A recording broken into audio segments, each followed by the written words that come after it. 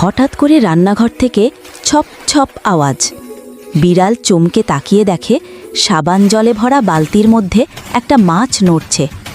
বিড়ালের চোখ চকচক করে উঠল। ওহো, আজ তো ভাগ্য খুলে গেল, বিনা কষ্টে দুপুরের খাবার। সে পা বাড়াতেই মাছ বলল, একটু দাঁড়াও ভাই, আমি তোমায় একটা গোপন কথা বলবো, যদি আমাকে ছেড়ে দাও।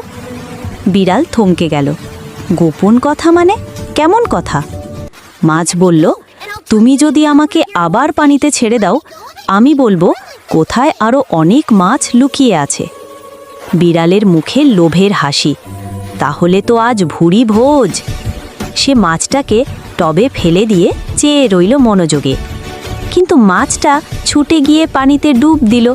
তারপর মুখ বাড়িয়ে বলল, বোকা বিড়াল, লোভ করলে সব হারাতে হয়।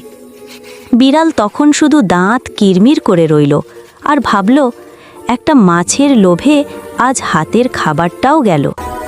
এরপর বিড়ালটা চুপচাপ গিয়ে রান্নাঘরের মালিকের কোলে গা ঘষল, যেন বুঝে গেছে লোভে পাপ, পাপে সর্বনাশ।